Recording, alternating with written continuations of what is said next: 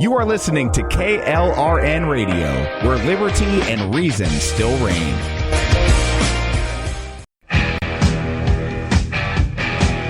KLRN Radio has advertising rates available. We have rates to fit almost any budget. Contact us at advertising@klrnradio.com.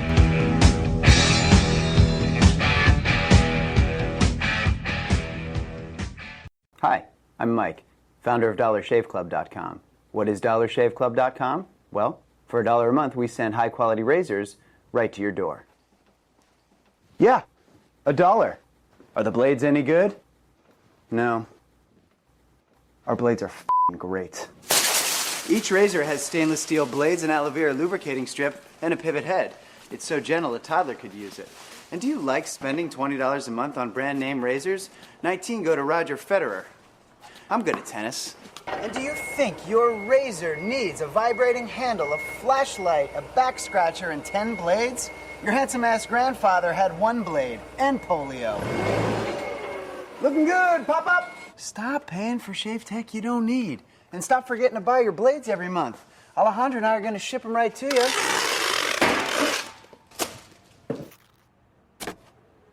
We're not just selling razors, we're also making new jobs. Alejandro, what were you doing last month? Not working. What are you doing now? Working. I'm no Vanderbilt, but this train makes hay. So stop forgetting to buy your blades every month and start deciding where you're going to stack all those dollar bills I'm saving you. We are DollarShaveClub.com, and the party is on. I know karate, I know jiu-jitsu and drive like a gangster when I'm coming to see you, see you, see you, see you. Hi, everyone. This is JJ, the co-founder of Good Pods. If you haven't heard of it yet, Good Pods is like Goodreads or Instagram, but for podcasts. It's new, it's social, it's different, and it's growing really fast. There are more than 2 million podcasts, and we know that it is impossible to figure out what to listen to. On Good Pods, you follow your friends and podcasters to see what they like. That is the #1 way to discover new shows and episodes. You can find Good Pods on the web or download the app. Happy listening. Celebrity designer Jeff Lewis is back with Hollywood House Lift. I'm excited to be working with new clients. I'm not getting rid of that. I hope I never see you both again. An all-new season. Those have to go. That has to go. From oh, wow, It's been an actual nightmare. to oh, wow. This is such an upgrade. With celebrities like Josh Duhamel, Christina Ricci, and Gina Rodriguez. Dazzle me, Jeff. It looks like Chuck E. Cheese. Stream an all-new season of Hollywood House Lift with Jeff Lewis, now streaming on Freevee. I am Conor McGregor, multiple weight MMA champion. I'm a fighter and I've been through many battles in the octagon. Many consider my fights in the octagon heroic, but the real life heroes are those men and women who fight to protect us every day.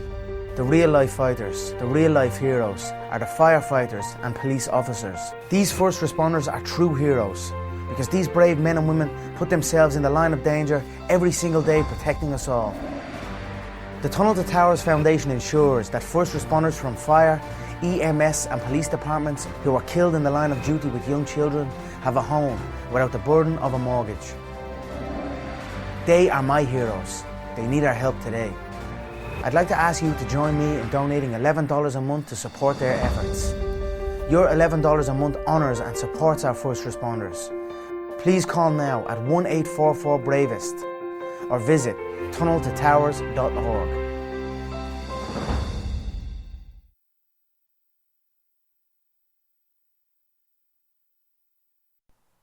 The following program contains coarse language and adult themes. Listener discretion is advised.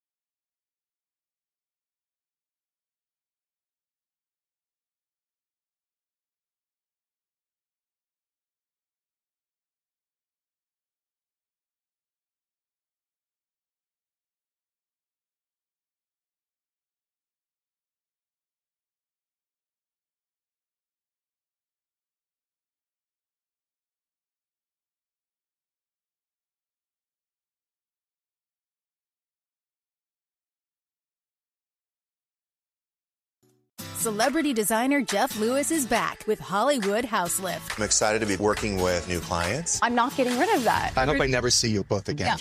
An all-new season. Those have to go. That has to go. From oh, wow, It's been an actual nightmare. to oh, wow. This is such an upgrade. With celebrities like Josh Duhamel, Christina Ricci, and Gina Rodriguez. Dazzle me, Jeff. It looks like Chuck E. Cheese. Stream an all-new season of Hollywood House Lift with Jeff Lewis, now streaming on Freevee. I am Conor McGregor, multiple weight MMA champion. I'm a fighter and I've been through many battles in the octagon. Many consider my fights in the octagon heroic, but the real life heroes are those men and women who fight to protect us every day. The real life fighters, the real life heroes, are the firefighters and police officers. These first responders are true heroes because these brave men and women put themselves in the line of danger every single day protecting us all. The Tunnel to Towers Foundation ensures that first responders from fire, EMS and police departments who are killed in the line of duty with young children have a home without the burden of a mortgage.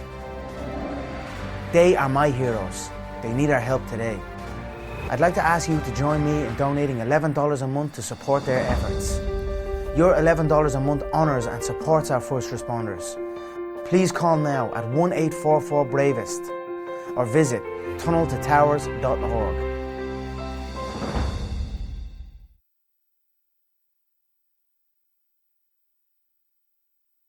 My son was in the Army back during Desert Storm, but even then he wanted an MBA. He looked at a dozen schools, but only one offered the online education and flexibility he needed while he was in a tent in Iraq, Grantham University. Turns out that Grantham's been delivering affordable, relevant college and advanced degrees for over 65 years. Heck, if they can deliver a quality education to a soldier in a tent overseas, think about the flexibility Grantham can offer you so you can earn your degree too. It doesn't matter how complicated or full your life is, if getting a degree is on your bucket list, you'll want to do what my son did. You'll want to call Grantham. Find out how easy it is to get started on your education so you can check that college degree off your bucket list. Call Grantham right now, 800-910-1370. That's 800-910-1370.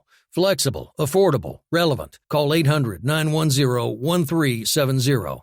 Tired of paying outrageous prices for Viagra? Well, we have great news for you. Now you can finally get Viagra at huge discounts. Healthy Man allows you to save up to $500 on Viagra. Why pay U.S. pharmacy prices of $15 per pill or more when you can get Viagra for less than $3 a pill? Call today and get 40 Viagra pills for only $99. This can cost as much as $600 at your local pharmacy. You can't afford not to call us. If you want Viagra at the lowest prices, never pay $15 a pill pharmacy prices again. Get Viagra for less than $3 a pill. Call 1-800-516-7602 today and save up to $500 and get 40 pills for just $99. Healthy Man is fast, easy, and affordable. Operators are waiting at 1-800-516-7602 to take your call right now. Call 1-800-516-7602. That's 1-800-516-7602. Again, 1-800-516-7602. Attention business owners and independent contractors. This is a money-saving message from Tax Mediation Services. If your business owes $20,000 or more in taxes, we can help you today, right now. Listen, dealing with the IRS is no picnic. It's an intimidating and extremely stressful process, and you don't want to go it alone. Our attorneys know every law, every tax break, and every possible opportunity to help you resolve and reduce your tax debt. And if you owe more than $20,000, you may be at the top of their hit list. So don't take your tax debt lightly, because it will not go away on its own. The IRS can seize your bank accounts, your home, and even shut down your business. Call our tax experts today at 1-800-783-0810 and let us deal with the IRS while you focus on your business. That's 1-800-783-0810. Again, that's 800-783-0810. The following program contains coarse language and adult themes. Listener discretion is advised. The following program contains coarse language and adult themes. Listener discretion is advised.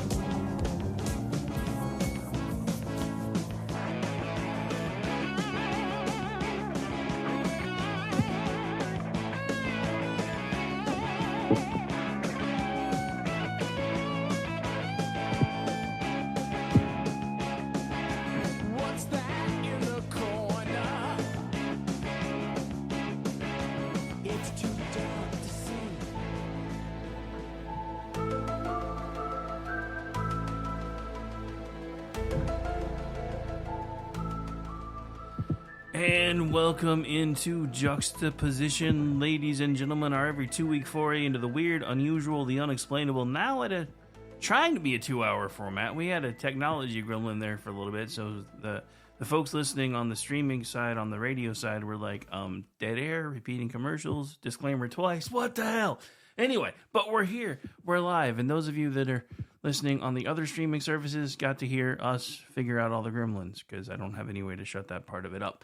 But we're here, we're live, and my co-host is with me while we keep trying to figure out the technological issues. Sure. So good evening, Mr. Packard, sir. How are you? You know, it's always when we try to do something new that they, whoever they are, my new theory is that they is the bureaucracy. But just give us gremlins. It's my headphones were working absolutely perfectly right until you went live. And now my computer doesn't detect them at all. I'm still trying to bring them back up. But yeah, good times. How you doing? What's going on with Rick? What's going on with Rick's world? Well, I fell down a bit. So the funny thing is, because, we had discussed doing an anthology for our first 2-hour episode, and then I had failed to finish fleshing that one out because the last couple of weeks have been nuts. So then you were like, so we're going to finish fleshing this one out, or we could talk about this. And I was just about to text you and say, I think we should talk about this, because I fell down a bit of a rabbit hole with it.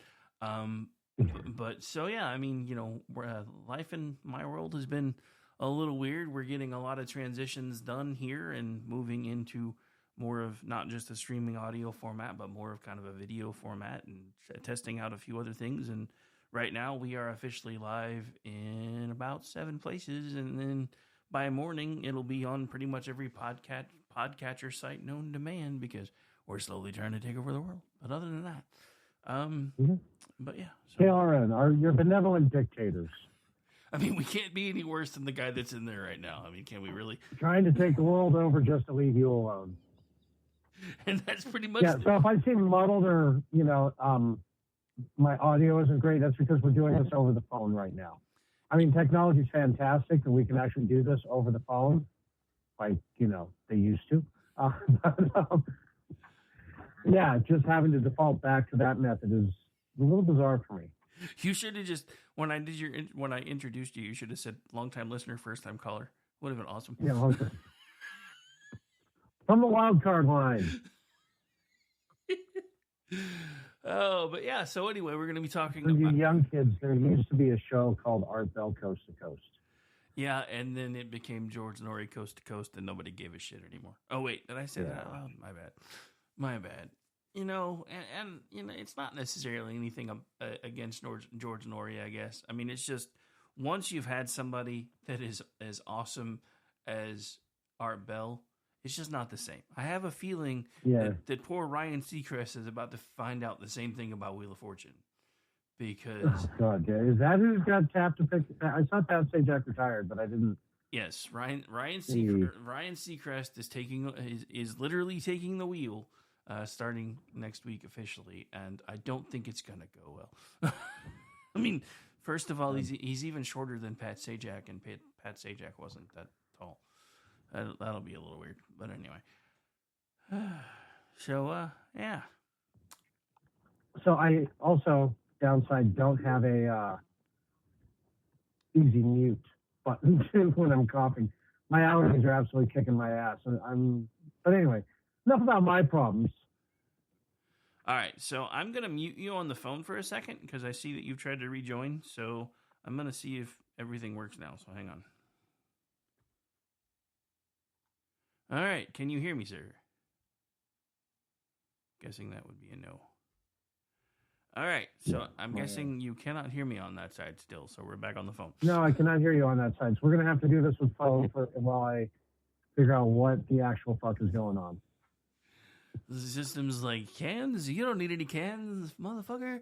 Anyway. Well, yeah, I mean, that's just it. I mean, like I said, my cans have always worked awesome. No failure with the, I've got the Ars Technica 1200X, I think, and I absolutely love them.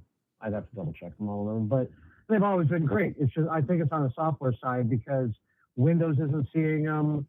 The Focusrite software isn't seeing it. Nothing's seeing my headphones.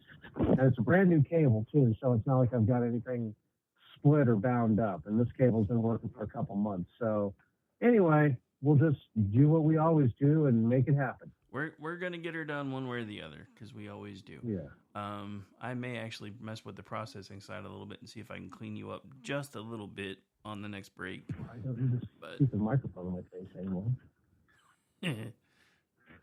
I would, I wonder, can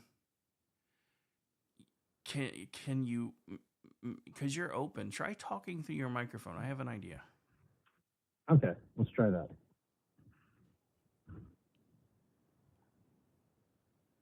Because I could always mute the output on the phone, and you should still be able to hear. If it works. So, let's see. I should be coming through Restream right now. It doesn't show anything, though. Okay, let me check. Anyway, so, let's do this quietly and just keep trying to fuck the shit. Sure, not a problem. Anyway. The show. We're not here to, yeah. We're not here to fix gremlins. We're here to do a show. So we'll just move into the show and pretend that nothing's broken. So again, we're going to be talking about Planet X, Nibiru, the Annunaki, and there's a lot to unpack there. So we're going to kind of start from the beginning. So yeah, so the first thing we really need to talk about is what actually is Nibiru, Planet 12, Planet X, whatever you want to. The mysterious theoretical planet out there on the fringes of the solar system. Well, yeah. So I guess one of the easiest ways to put it is there is supposedly a planet on a weird elliptical style orbit that spends a lot of its orbit well outside of the normal parts of our solar system, and apparently has a 36, as far as Earth standard, 3,600 year rotation. So basically, it takes 3,600 years to completely orbit the sun, and during its orbit, because it's kind of an elliptical pattern, there are times when it is closer to Earth, and then it spends a lot of its time further away. Way out in the Kuiper Belt, it is a rather large. The influences that it's said to have on other Kuiper Belt objects and other Plutoids. Thank you, Neil deGrasse Tyson, for downgrading the planet and making all the kids cry. It would be the fifth largest planet in the solar system, behind Jupiter, Saturn, Erectum, and Neptune. And about 5,000 times the size of the mass of Pluto. And it would be the fifth largest planet in the solar system. The same way that they found Neptune, by the way that it was affecting the orbit of Uranus, is kind of how they're narrowing down where this alleged planet might be, and in its effect of other larger Kuiper Belt objects, and the dwarf planets out there. And what's interesting is that it has what's called an anti-perihelion orbit, which is, when they put into the model, is the only way that, because they say, well, if these planets, if this planet was out there, then eventually these, small Plutoids would be careening into it. And the way that once they plugged in this particular style of orbit, it showed how they wouldn't actually do that, how the gravitational pull from other planets and planetoids and just the general orbit around the sun would cause them to constantly miss each other. And that's when all of a sudden it's like, hey, this might work and this might actually be out there. Well, yeah, the interesting thing about this, and this is part of when I said there's a lot to unpack. So one of the most interesting things is modern society didn't even realize the setup of the solar system as far as, the number of planets, etc., really until we started sending probes out into space. Now, one of the most interesting things is during one of the first probe flights, they had discovered that Saturn and Uranus and Neptune and all those planets that are further out than we are looked almost exactly like the Sumerians had depicted them thousands of years ago. So that's part of what sparked this whole idea about Nibiru, because everybody started looking and they're like, well, how did they know what these things look like? How did they get? Yeah, they refer to. Well, even just their basic existence. I mean, yeah, you could see Jupiter and Saturn, from Earth, and you listen how much later that you realize, okay, they have a couple moons too. But yeah, I mean, we're talking about. I mean, at the time Neptune was discovered, they were still talking about canals on Mars. I mean, that's how, primitive astronomy was the early 20th century. But when you get back to Mesopotamian civilizations, specifically Sumer, they had a pretty good handle on it.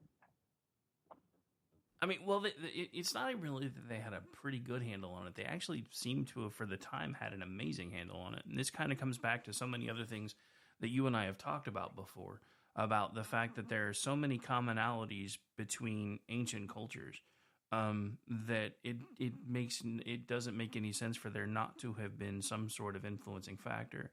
And history even supports this, because if you look at the Latin language is the base for several different languages that still exist today. There's actual Italian, which is a direct offshoot of the original Latin.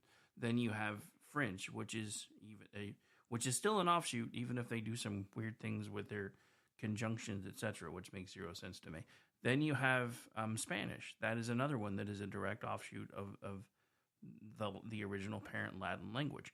So the reason that Nibiru became so important, and the reason that Planet X and its potential existence became so important, is because people were realizing that by looking backwards with the information that we already had, with the information that we just gained, we realized that they knew things that we didn't thousands of years ago. And we started trying to figure out how and why they knew these things that we didn't know until recently, thousands of years ago. So that's what started sparking everybody's curiosity about this whole Planet X, Nibiru thing, and the Annunaki and everything else, because they were like, well, if they're right about these, and they were, what else are they right about?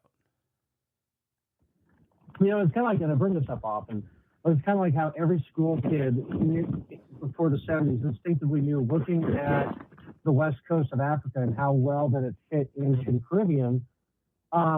But plate tectonics was a joke until the mid-60s. It was just considered fringe science. It's one of those things like, you go way back, and while we've technologically progressed and everything, and, we've talked about it a lot too, the actual regression that occurred for several thousand years before we've come back into our, I'm going to heavily air quote, this age of enlightenment. Sometimes it's, the simpler things, the simpler things know better. Well, I mean, I don't even necessarily know if it's as easy to say simpler knows better, because it kind of becomes apparent that these people had some sort of an influence, maybe outside of what we knew about at the time, that helped them understand things so much better than they did. And there is a widespread theory now that their influence actually comes from that planet Nibiru. And one of the weirdest things that and I fell down a bit of a rabbit hole about this today. One of the weirdest things for me is thinking about it from that perspective, because you would think, we see it here all the time. Life evolves based on the planet that it's on. So imagine if you're living on a planet where 1 year is 3,600 of our years. How much longer do they live? Even if they have an 80, 90-year lifespan, if you multiply that by 3,600, how long is that? Yeah, it all bases, obviously on their biology. Because, they may just live a tenth of a year too. But yeah, if you want to look at it as, especially in the biblical text, where, they talk about the Nephilim, and their years be marked 120, then if that's, if it is, following that out where the Nephilim were, possibly from Nibiru, then 120 times 3,600, that's, almost 400,000 years. It's over 400,000 years. Yeah, that would be considered a god. Yeah, that is a long time. 400,000 years is a long time to be alive. But So, to put that in perspective, we have had 3 ice ages in the last 400,000 years. So, the other weird thing that I found when I fell down this particular rabbit hole is finding cuneiform in Sumeria that referenced Nibiru, which was the name they gave the planet. We call it Planet X. I don't know why, but in the cuneiform, it was always represented in the pattern of a cross, which I found rather interesting. Well, what I found interesting about that too, when I was reading the material that we put up today, is that not only just being the pattern of the cross, but all of the planetoids, especially Pluto and the other smaller ones, they're called Neptune crossers. That's because they cross the orbit in their elliptical path around the sun. So for that too, that jumped out at me. Is that okay? So granted, their meaning of the cross is not the meaning of our meaning of the cross. I get it. I'm just saying those two words click together on me pretty strongly while going through this. Well, yeah. So, but I mean, the thing about it is, this is kind of going into the same thing because is this something that evolved over time, and what they meant one way, we took another. Just like, I mean, look at it this way. There is one of the art form, or one of the art pieces that was put out during the time of the moon landing was an actual eagle landing on the moon. Now, we didn't ever send an eagle to the moon, but imagine somebody looking at that 3, 4, 5,000 years later, and imagine what they're going to think. So it's just again, is this whole idea that we are just starting to come to terms with, is that everything that we think we know about heaven and gods and everything else originated from this planet that only comes into our realm of existence basically well enough for us to know that it exists about every 3,600 years. So it's been an interesting little rabbit hole for me.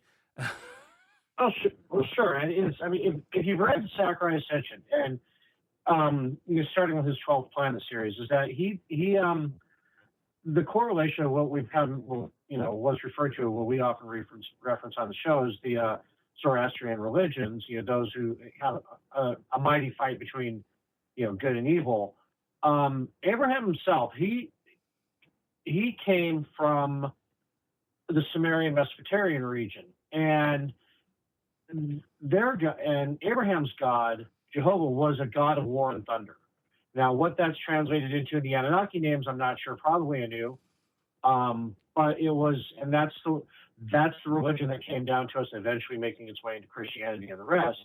But he is from this area too. So for the early proto-Christian mythos, a lot of the Anunnaki stories come from that, or are scarily similar enough to be almost derivative. Well, I mean, and you also have to think about, where did the Code of Hammurabi come from? Yeah, I mean, when you have a civilization that was, Sumer was around for 2,400 years. I mean, that's mind-boggling to think about. I mean, that would be like a civilization existing from before Christ to now, and keeping contemporary and solid and stable all the way through. So eventually, yeah, they're going to come up with a codification of laws.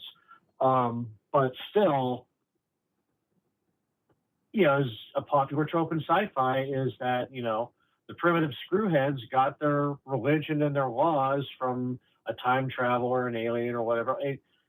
Tropes are a trope for a reason.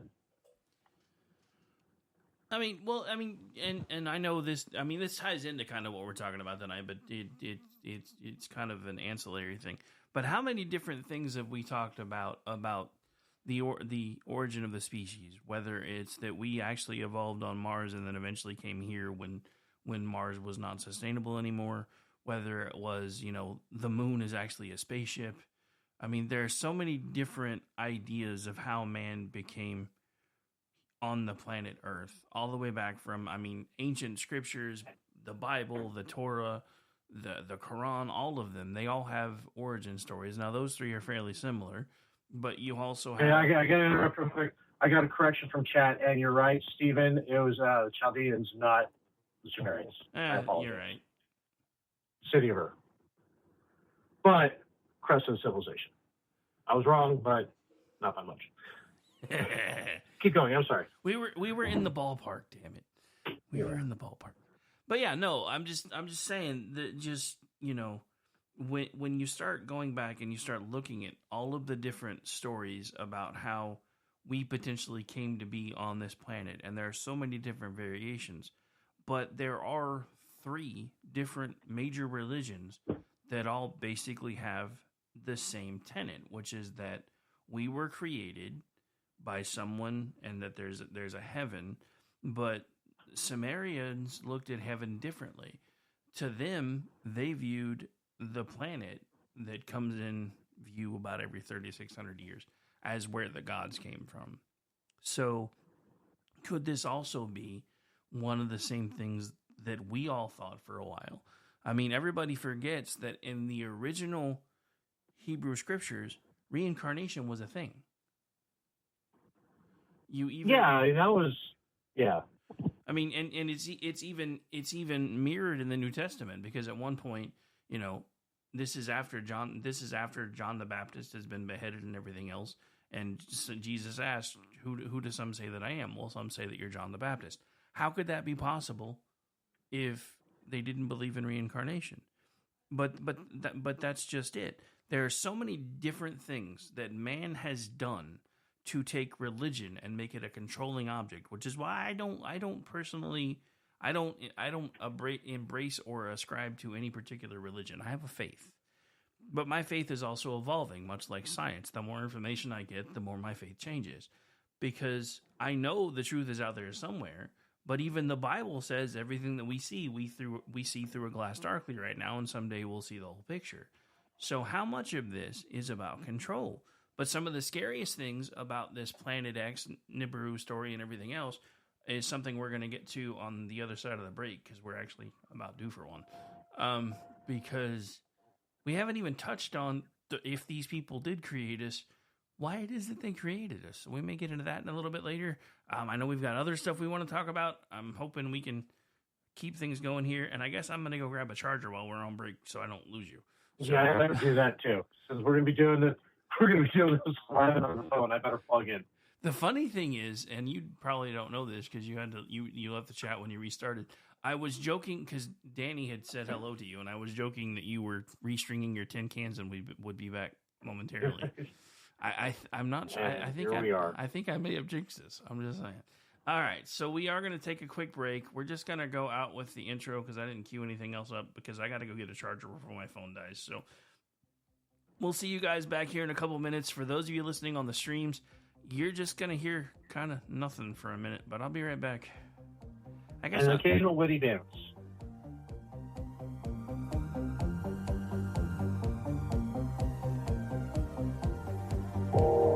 You are listening to KLRN Radio, where liberty and reason still reign.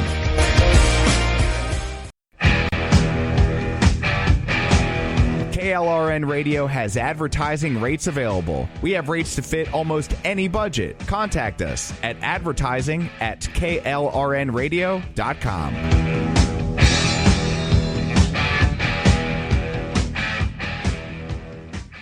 Hi, I'm Mike, founder of DollarShaveClub.com. What is DollarShaveClub.com? Well, for $1 a month, we send high-quality razors right to your door. Yeah, $1. Are the blades any good? No. Our blades are f***ing great. Each razor has stainless steel blades, an aloe vera lubricating strip, and a pivot head. It's so gentle a toddler could use it. And do you like spending $20 a month on brand name razors? 19 go to Roger Federer. I'm good at tennis. And do you think your razor needs a vibrating handle, a flashlight, a back scratcher, and 10 blades? Your handsome-ass grandfather had 1 blade and polio.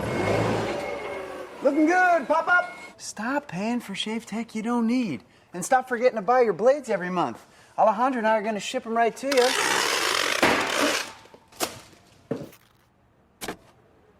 We're not just selling razors, we're also making new jobs. Alejandra, what were you doing last month? Not working. What are you doing now? Working. I'm no Vanderbilt, but this train makes hay. So stop forgetting to buy your blades every month and start deciding where you're going to stack all those dollar bills I'm saving you. We are DollarShaveClub.com, and the party is on. I know karate, I know jiu-jitsu, I drive like a gangster when I'm coming to see you, see you, see you, see you. Hi, everyone. This is JJ, the co-founder of Good Pods. If you haven't heard of it yet, Good Pods is like Goodreads or Instagram, but for podcasts. It's new, it's social, it's different, and it's growing really fast. There are more than 2 million podcasts, and we know that it is impossible to figure out what to listen to. On Good Pods, you follow your friends and podcasters to see what they like. That is the #1 way to discover new shows and episodes. You can find Good Pods on the web or download the app. Happy listening. Celebrity designer Jeff Lewis is back with Hollywood House Lift. I'm excited to be working with new clients. I'm not getting rid of that. I hope I never see you both again. An all-new season. Those have to go. That has to go. From oh, wow, It's been an actual nightmare. to oh, wow. This is such an upgrade. With celebrities like Josh Duhamel, Christina Ricci, and Gina Rodriguez. Dazzle me, Jeff. It looks like Chuck E. Cheese. Stream an all-new season of Hollywood House Lift with Jeff Lewis, now streaming on Freevee. I am Conor McGregor, multiple weight MMA champion. I'm a fighter and I've been through many battles in the octagon. Many consider my fights in the octagon heroic, but the real life heroes are those men and women who fight to protect us every day. The real life fighters, the real life heroes, are the firefighters and police officers. These first responders are true heroes because these brave men and women put themselves in the line of danger every single day protecting us all. The Tunnel to Towers Foundation ensures that first responders from fire, EMS and police departments who are killed in the line of duty with young children have a home without the burden of a mortgage. They are my heroes. They need our help today. I'd like to ask you to join me in donating $11 a month to support their efforts. Your $11 a month honours and supports our first responders. Please call now at 1-844-BRAVEST or visit tunneltotowers.org.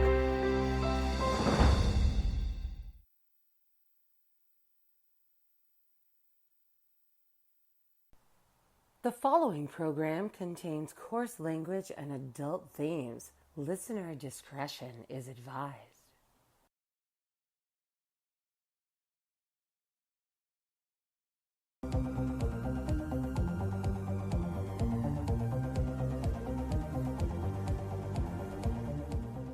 And welcome back to the program, ladies and gentlemen.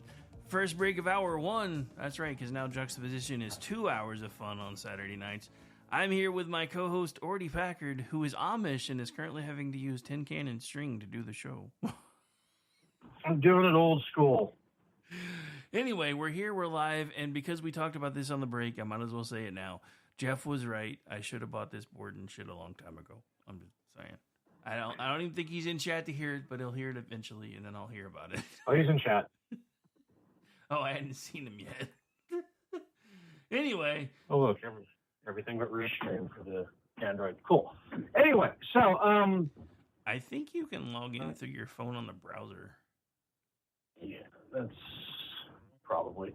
We'll try that during the next break. So I don't think. Okay, so talking about the Annunaki and the Nephilim, and you can't have this conversation about Nibiru or even Planet X without two very distinct names coming up of it. I mentioned one earlier before the break, Zachariah Sitchin. And I mean, he wrote books on the topic. And Wallace often said, yeah, but he based all of his theories off of mistranslated texts. Maybe. But the other name, and this was one who, again, going back to the Coast to Coast AM days, Nancy Leader from Zeta Talk. She made an absolute career out of doom posting about Nibiru.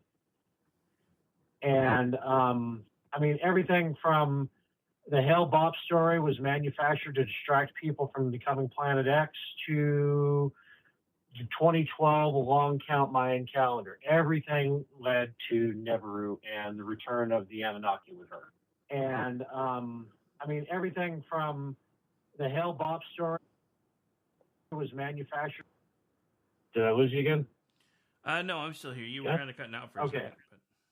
But... Okay, yeah, it's because I'm used to having my microphone in front of me and not leaning over my phone to talk, so I was kind of bobbing and weaving. Anyway. So yeah,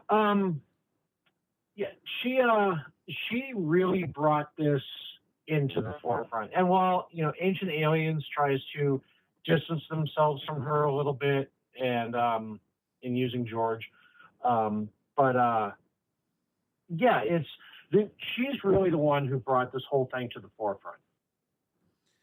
I mean, yeah, mainstream one. Yeah, I mean, she was one of the pioneers of it. I mean, now granted, none of these people, nobody would really know who they were without Art Bell, but she was still one of the people that that was one of the ones that said, "Hey, this stuff is, this stuff matters."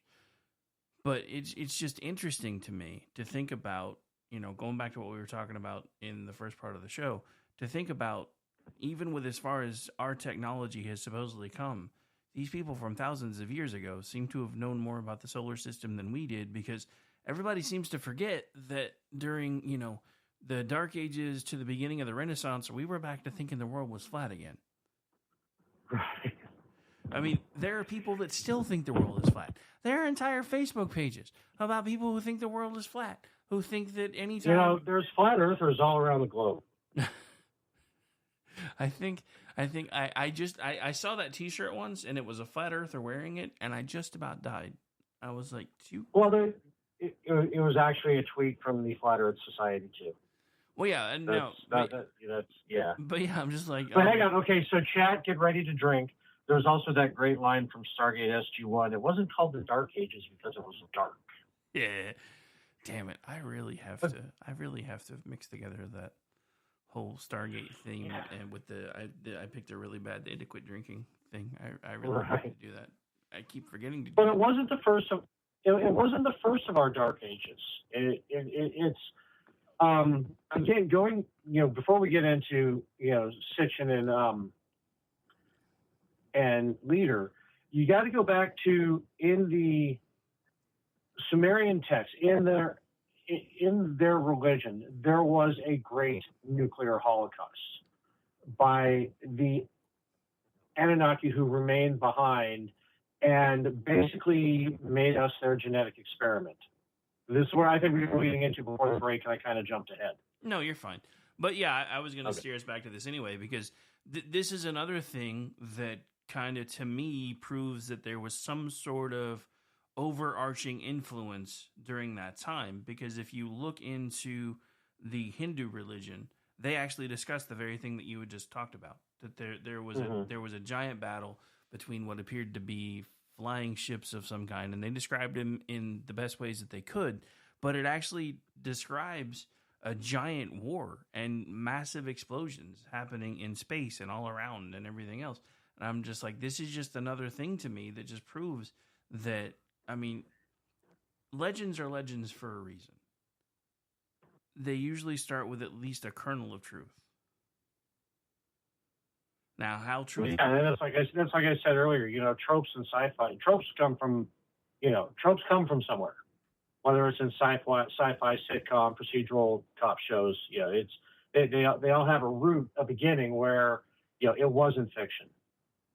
Allegedly. Allegedly. But yeah, no. I mean, this whole the whole.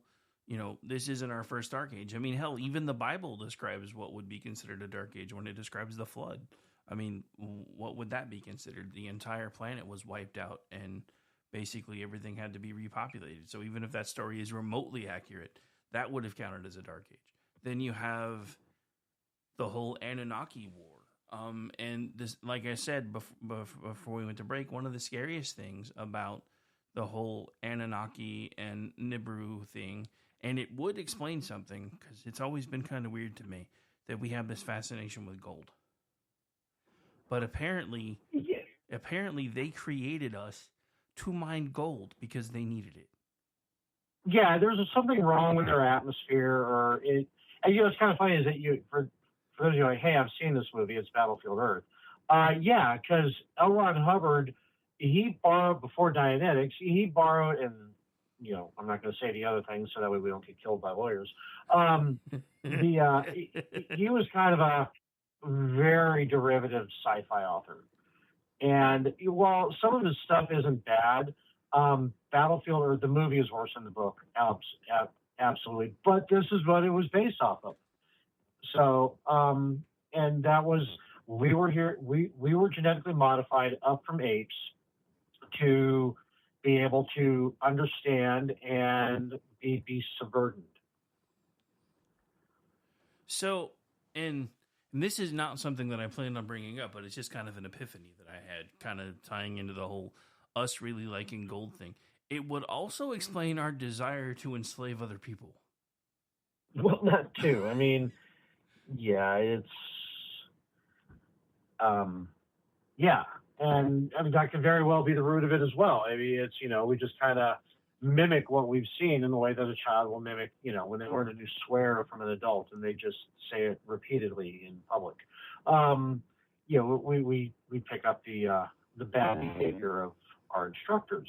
And the interesting thing is that gold, while very malleable and has a wide variety of uses, as far as ornamentation, and it's because it is it is an element. You can't, you can't render it down and then, you hit, no matter how much you hammer it, it will remain gold. Really didn't become valuable to us until the space age and computer technology. I mean, really valuable valuable to the betterment of mankind rather than just what it is. It was just a barter commodity with a perceived value that nobody could really put their finger on. Yeah, but could that perceived value be because our creators saw it as something as valuable, and could them seeing it as something as valuable now be explained by us figuring out how useful it is now that we are trying to become spacefaring? Dan Delaney made a good point in chat. That's where the theory falls apart, because there's much more gold in asteroids than there is on the planet, and the gravity well is kind of a bitch. I mean, sort of. Unless unless they've mined most of it out there already. I mean, they've been around for a very long time. I mean, again, if you think about it, then if they're now, and again, this is just speculation, but if their lifespan is tied to their orbit cycle, then you're talking about, for them, a year is 3,600 of our years. So that means that you're talking about people that have literally been around for millennia. So there's a good chance that they may have mined all of it already. Or it could also be that they view us the same way that certain people view illegal aliens. We're going to breed these fuckers because they're going to do the jobs we don't want to do. Right. I mean, I'm not trying to put too fine a point on it, but they may have just decided, hey, we don't want to do this anymore, so we're going to create a lesser life form and let them do it for us. Sure. He's right about the asteroids, but he technically, it could just be that they may have decided. I mean, for all we know, they may have taken some of us to asteroids and had us do the fucking work, and we just never came back. There is literally the story of a guy that was in the Bible that basically got picked up by a spaceship. I'm just saying. Yeah. When we get out there, we're going to find out we weren't the first Belters. Nice reference.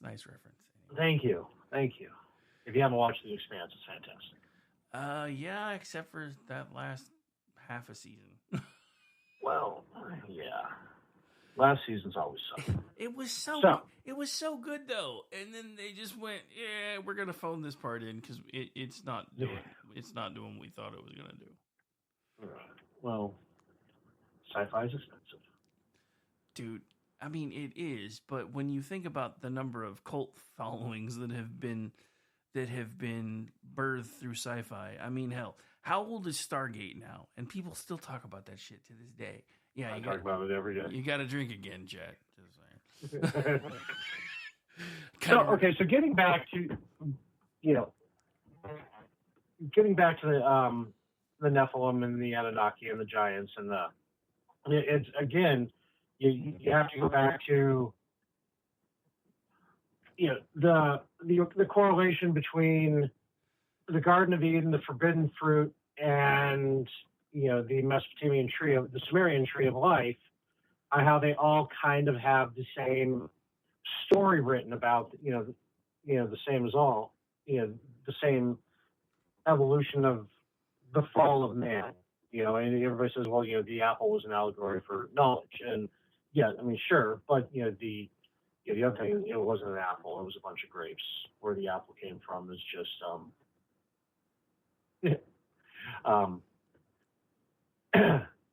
the Latin word for bad is malus, and the Latin word for apple is malum. So, yeah, that's just, again, bad translations. But malus, malum, that's funny. Yeah. Oh, anyway. So is all of these stories about the fall of man, the Nephilim, they all still go back to the same correlation, the same root of, here is a creation myth where, the first line, God's created heaven and the earth. Well, that could very well be they just came from Nibiru. Well, so, and to me, that's kind of where the theory kind of falls apart a little bit, because the universe still had to come from somewhere. But no, it didn't. We're gonna have to do a show on quantum gravity theory. Okay, well, I guess we will. But no, it's always there. But one of the things that always fascinated me as Star Trek kind of became its own little universe, because it started as, most sci-fi before Star Trek was kid shows, and everybody knows that. Star Trek still had a bit of that. Roddenberry was really trying to get away from it, and eventually managed to do that. But one of the best storylines that I think was ever brought out through Next Generation, other than the storylines through DS9, was the arc and about the episode where they talked about what they called, I believe they were called the progenitors. Basically, the species that came before everybody that seeded life throughout the galaxy. That was a TNG one. Yeah, that was the one with I remember that. Yeah, that was TNG, and the character, the main character that was a descendant of theirs was played by the same lady that went ahead and that eventually would play the female shapeshifter on DS9. Was that so long, Jen? Yep. Wow. Yeah, it was. Cool. But yeah, so that's the other thing is, maybe they were the ones that, who knows, if they did it here and they do have the ability to space travel, maybe they've done it elsewhere. Maybe they have basically seeded life in other places. It's possible. I remember, and I think a lot of it had to do with Christian upbringing, etc. But I remember 70s, everybody assumed we were the only planet or only place you could find water anywhere in our solar system. Now we're finding out that's not true. There's water almost everywhere in one form or another. So that means another building block of life is possible. But one of the other things that I kind of wanted to get into that is tied into some of this stuff, and we'll get into it after the break, is some of the other things that we are starting to find out now that we have access to things like the Hubble telescope and the Webb telescope, and how a lot of other solar systems are set up and how ours seems to be different. But now they're starting to wonder if it's maybe not so different. But we'll get into that on the other side of the break, because it's just about that time.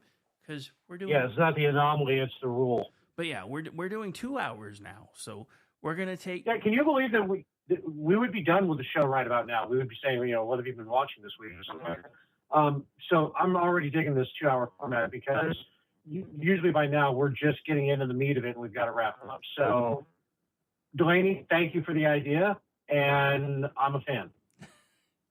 And on that note, folks, now hang on, I need to fix something so the folks on the stream can hear it too. Because since you're Bluetooth, I can't do what I normally do. Usually, if I'm playing stuff on the fly, I play it through my phone because I can Bluetooth my phone to it, and then everybody can hear it. But since we're not able to do that right now because you're on my phone, I got to do something else. So hang on just a second. This way. I'm holding on to it. Everybody can hear what I'm about to play everywhere. All right. And we have music. And we have music rights now, so I don't really care. But anyway, so I kind of thought this might have been a little bit fitting. It's Space Cowboy from Steve Miller. Okay. Sure. A little weird, but, you know, why not? All right, we're going to take a quick break. When we come back, still got more on this topic, so stay tuned. You're listening to Juxtaposition live on KLRNradio.com. I'm Rick Robinson. He's Ordy, the Amish guy, currently actually doing his gig from what amounts to tin can and string. Tin can and a string. But we're still doing it anyway. We'll see you guys on the other side of the break.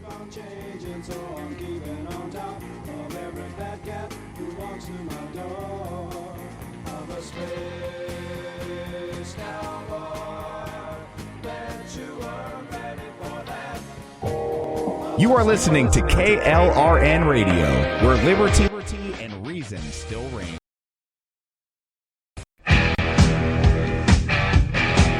KLRN Radio has advertising rates available. We have rates to fit almost any budget. Contact us at advertising@klrnradio.com.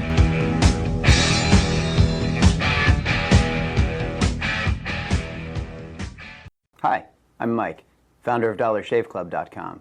What is DollarShaveClub.com? Well, for $1 a month, we send high-quality razors right to your door. Yeah, $1. Are the blades any good? No. Our blades are f***ing great. Each razor has stainless steel blades, an aloe vera lubricating strip, and a pivot head. It's so gentle a toddler could use it. And do you like spending $20 a month on brand name razors? 19 go to Roger Federer. I'm good at tennis. And do you think your razor needs a vibrating handle, a flashlight, a back scratcher, and 10 blades? Your handsome-ass grandfather had 1 blade and polio. Looking good, Pop-Up! Stop paying for shave tech you don't need. And stop forgetting to buy your blades every month. Alejandro and I are going to ship them right to you.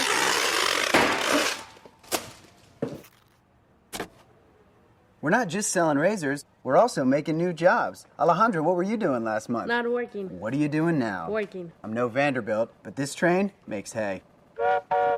So stop forgetting to buy your blades every month and start deciding where you're going to stack all those dollar bills I'm saving you. We are DollarShaveClub.com, and the party is on. I know karate, I know jiu-jitsu, I drive like a gangster when I'm coming to see you, see you, see you, see you. Hi, everyone. This is JJ, the co-founder of Good Pods. If you haven't heard of it yet, Good Pods is like Goodreads or Instagram, but for podcasts. It's new, it's social, it's different, and it's growing really fast. There are more than 2 million podcasts, and we know that it is impossible to figure out what to listen to. On Good Pods, you follow your friends and podcasters to see what they like. That is the #1 way to discover new shows and episodes. You can find Good Pods on the web or download the app. Happy listening. Celebrity designer Jeff Lewis is back with Hollywood House Lift. I'm excited to be working with new clients. I'm not getting rid of that. I hope I never see you both again.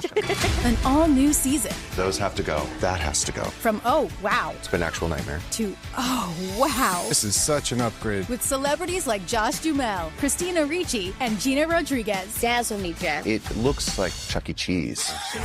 Stream an all-new season of Hollywood House Lift with Jeff Lewis, now streaming on Freevee. I am Conor McGregor, multiple weight MMA champion. I'm a fighter and I've been through many battles in the octagon. Many consider my fights in the octagon heroic, but the real life heroes are those men and women who fight to protect us every day. The real-life fighters, the real-life heroes, are the firefighters and police officers. These first responders are true heroes because these brave men and women put themselves in the line of danger every single day protecting us all. The Tunnel to Towers Foundation ensures that first responders from fire, EMS and police departments who are killed in the line of duty with young children have a home without the burden of a mortgage. They are my heroes. They need our help today. I'd like to ask you to join me in donating $11 a month to support their efforts. Your $11 a month honours and supports our first responders. Please call now at 1-844-BRAVEST or visit tunneltotowers.org.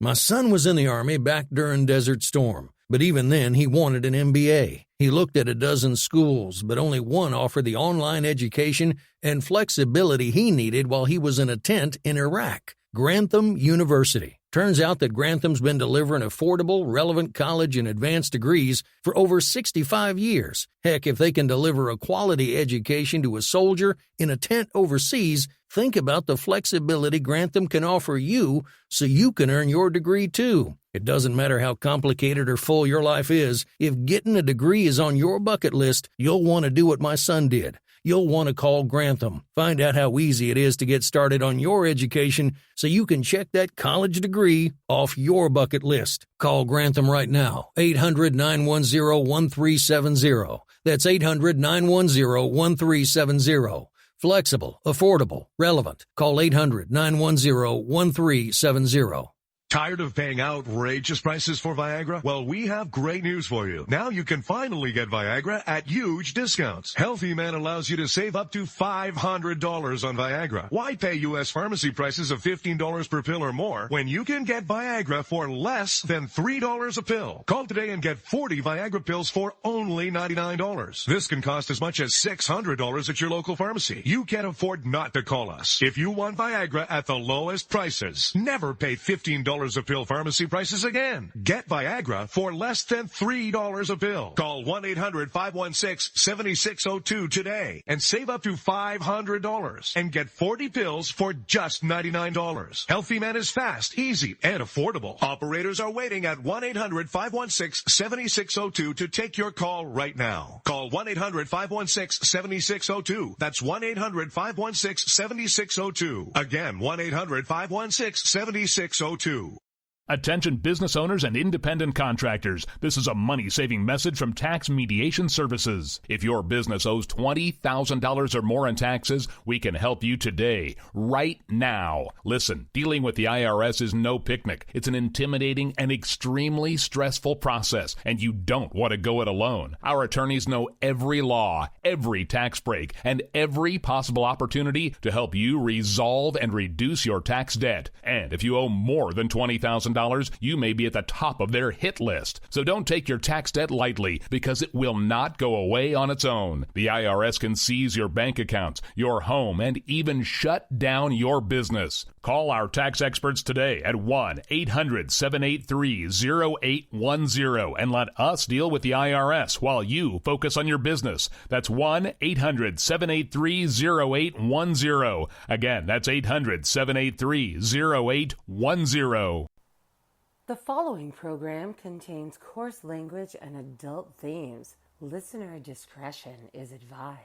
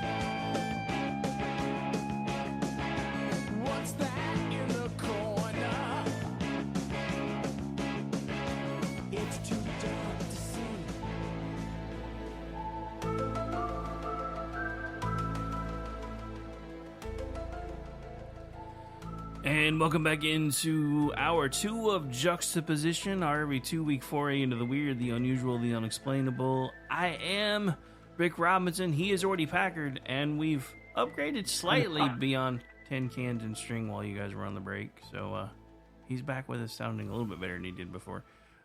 Welcome back, sir. Yeah, no, we got the idea from Jeff to try and get the restream on my phone, and I couldn't get the app, and then we did things. We made magic happen. Now I'm on restream on my phone, and hopefully it works out better. Sounding at least a little bit better. You're not coming through as muffled. You can still tell it's on a phone, but it's better than it was. So we will take it, we will run with it, and we will finish the show strong. But anyway, it was kind of funny is that how I've been talking about for a few weeks now. I think my motherboard is slowly dying on my computer, and how I keep getting some audio problems.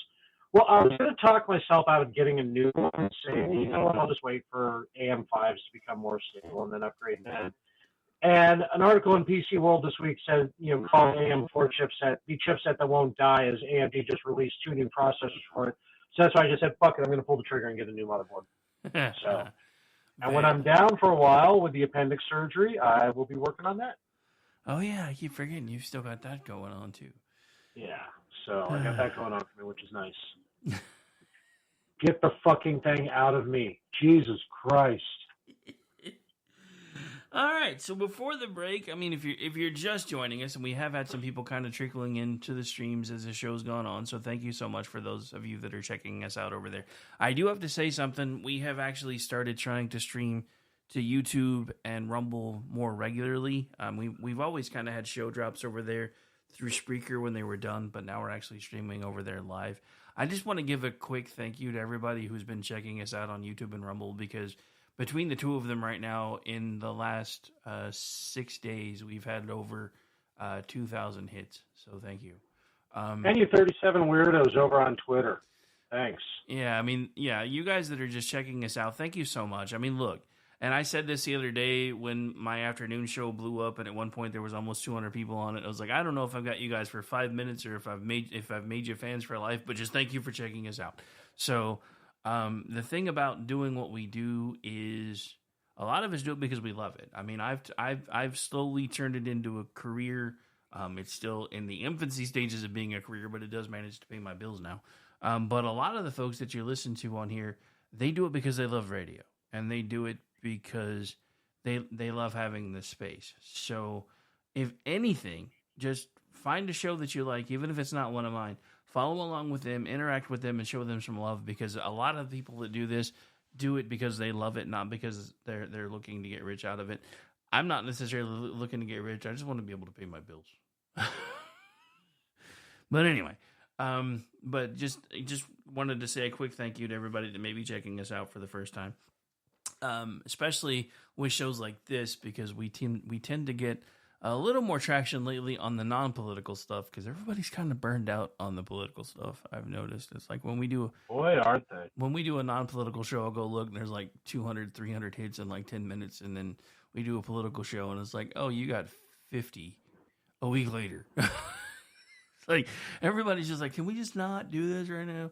Which is weird, because normally this is when everything amps up, right? Because it's a few months from an election. Yeah. But everybody's just like, yeah, whatever, dude, we're over it.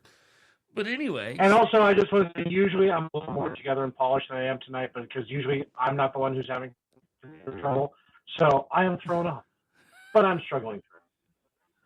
Also, I'm making ball soup because it's hot as fuck in here. You're always making ball soup. This time of year, I am always making ball soup. Yes. This is on you, sir. You have the opportunity to live anywhere you would like, and you choose to live in the desert. So, well, you know what? I'm a desert rat. Just if we didn't complain, everybody complains about the weather, but nobody's going to do anything about it. Don't give them any ideas. Second hour, second beer. Ready to go. Yeah, I know. I mean, for those people that were listening on the streams, you heard him crack it. On the station side, you didn't. But, that's because, anyway.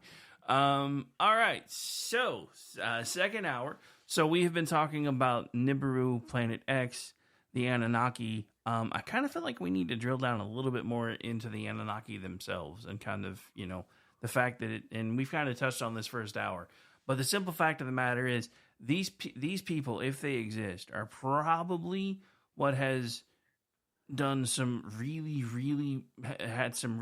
weird things happening that we're just now starting to understand, which was kind of the whole plot development behind the show Stargate, when they were like, why are there pyramids here? Right. But it's just, and we touched on this a little bit with the whole nuclear war thing with the Annunaki before they left. But at the same time, and we've kind of touched on it in the beginning of the first hour, but to drill down a little bit more, there are so many things that are similar from half a planet away that make zero sense otherwise, unless there was some sort of overall arching influence. And with these Nephilim being all throughout early creation myths, creationist literature, whatever you want to call it, it just kind of seems like there may be a little bit of something there. And if you go into it a little bit further, and we talked about this earlier, it appears these people created us because they wanted a worker class, and they influenced a lot of cultures that were separated by distances, but they were able to do so because they had the ability to travel great distances. I mean, there are all kinds of theories if you start drilling down into all the stuff that Ancient Aliens has talked about and everybody else about how the pyramids were this, that, or the other. One of the most common things is the pyramids, whether they're the Egyptian pyramids or the ones in South America or Central America or wherever else you find pyramids, it's kind of like the whole, back in the day when almost every building in New York had a spot where you could anchor a blimp. We got to bring those days back. That was fantastic. That was this was in Zachariah Sitchin's writings. He's actually delved deep into this, almost to the point that it was exhausting. It was kind of like the begats section of the Bible, where it's like, oh my God, does this ever fucking end? And but the spread out those who Anu left behind of the Annunaki to rule the earth, as it were, set up their own little fiefdoms in Central America and Mesopotamia and Egypt and everywhere else. And interestingly, author Christian O'Brien, he suggested a connection between, it is believed that the biblical watchers in the book of Enoch were the Anunnaki. And he's made a correlation to where the watchers, the sons of God, was the Tuath Day, the tribe of God, who was a race of entities who descended to earth on the sacred hill Tara in prehistoric Ireland, which also the Tuath Day has been translated as the people of Anu, as related to Danu, an Irish goddess. So again, we're coming back to even, proto-pagans in the Celtic culture had the same sort of names and myths.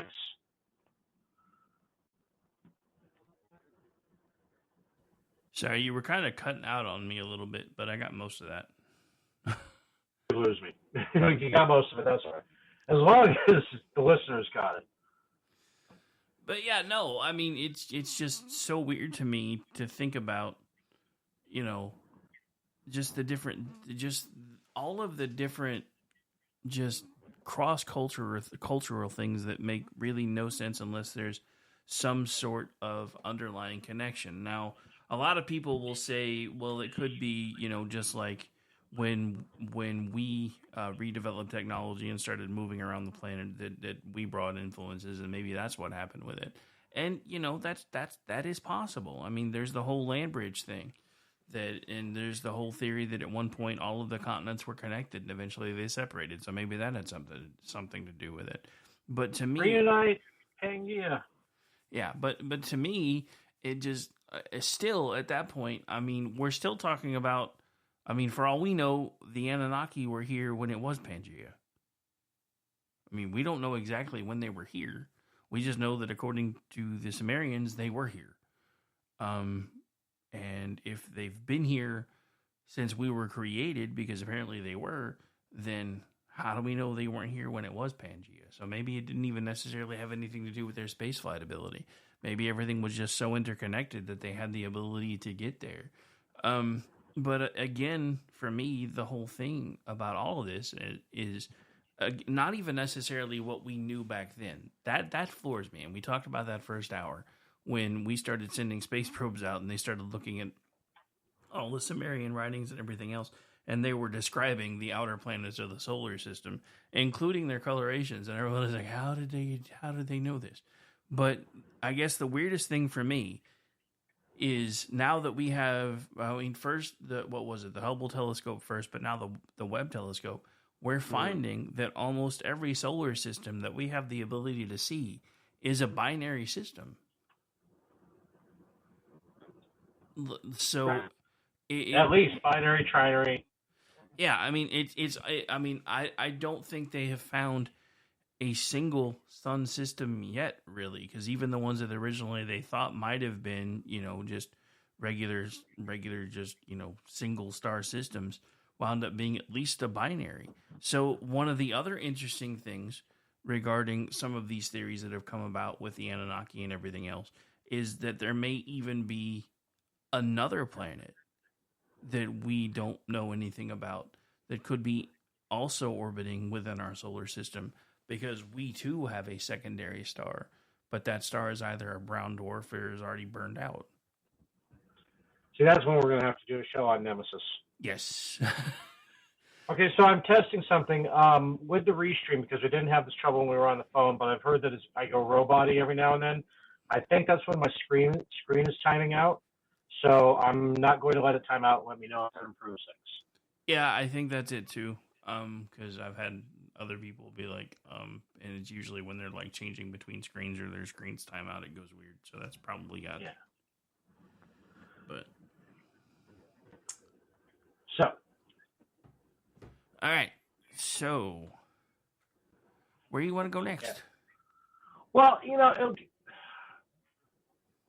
that's kind of interesting. So, while we're talking about the James Webb and Hubble and everything else, we have to talk about how we haven't found this planet yet. I mean, I know it's easier to peer out across the galaxy, across the universe, than it is to look in your own backyard when it comes to setting up telescopes. I mean, otherwise, we would have mapped most of the near-Earth asteroids.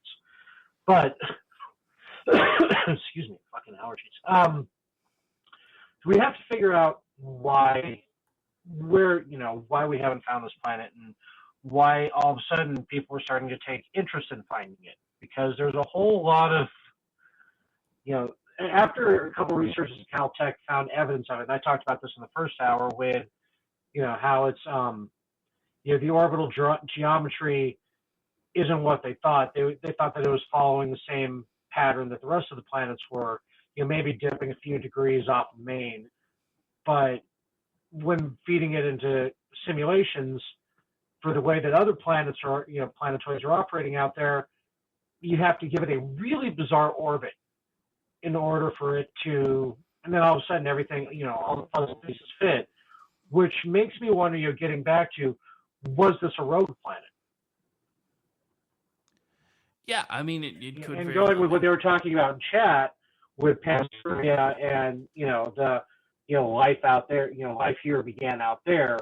And, you could even, and we didn't prepare for this, but you could even put in some of Richard C. Hoagland's theories that, with our circadian rhythms being more attuned to a Martian day than an Earth day, did the Anunnaki pick us up along the way and drop us here because Mars was dying or whatever?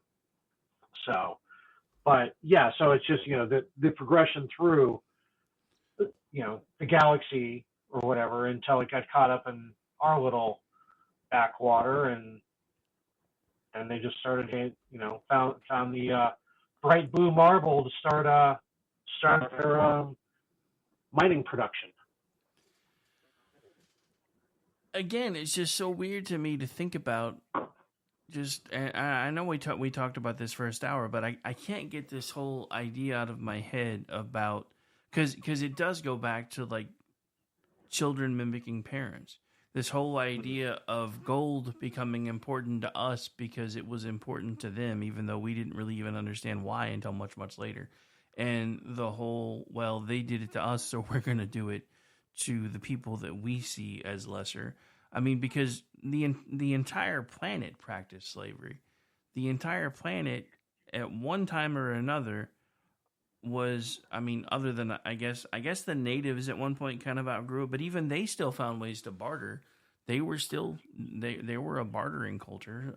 So, I mean, they may not have been as into the metals and stuff as we were, but I don't know. To me, the whole concept of this just seems really, really, really, really weird. But one of the things I would really like to do, and I didn't really do it for this one because I figured this would kind of just be more of a let's unpack it and then we'll come back around and do it again, is to talk about the technology that they must have had.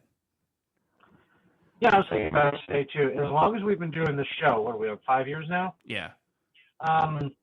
This is the first time we've ever actually touched. I mean, we've touched on the Annunaki.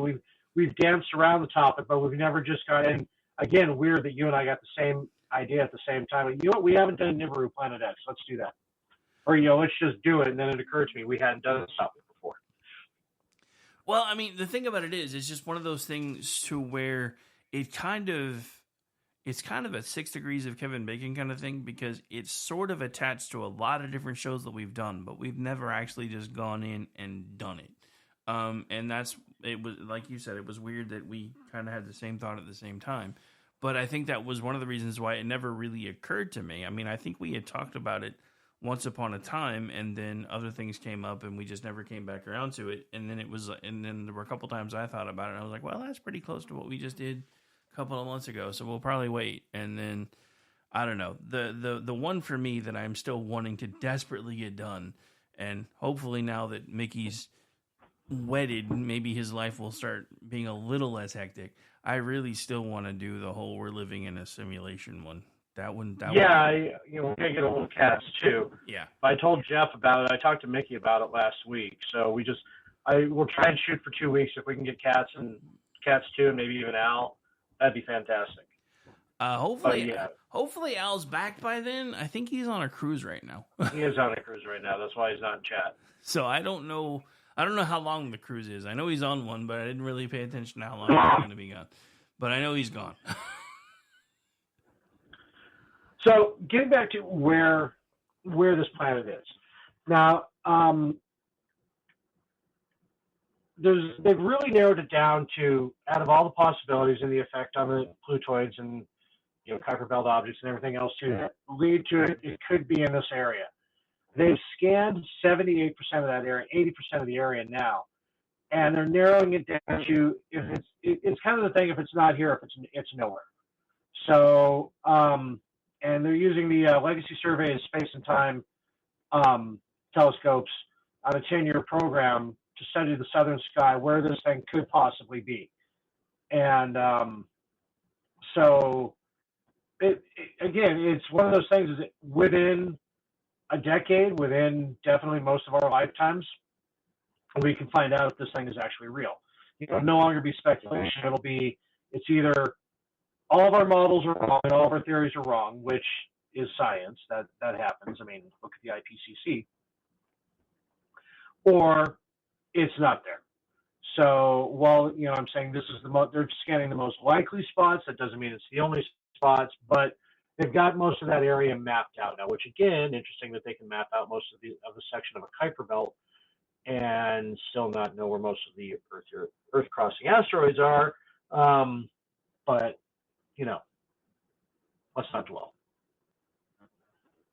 Yeah, I mean, to me, I understand exactly what you're saying, but to me, it makes about as much sense as us being able to map most of that belt, but still having no idea what is in our oceans for the most part. Right. Yeah. So I think it has more to do with interest and funding. Except for Red Route 1, they've got hyper accurate sonar readings of that fucker.